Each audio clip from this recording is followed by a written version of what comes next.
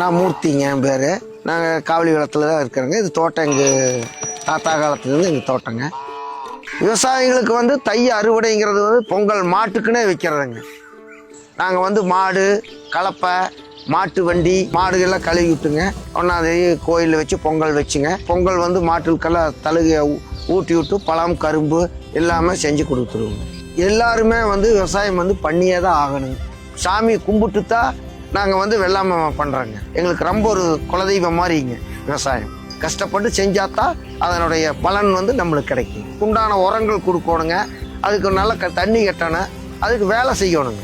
ஒனி என்னுடைய பையன் பேரம் பேத்திங்கிறது போது அதே மாதிரி ஃபாலோ பண்ணி விவசாயத்தை வந்து விட்டு கொடுக்கக்கூடாது.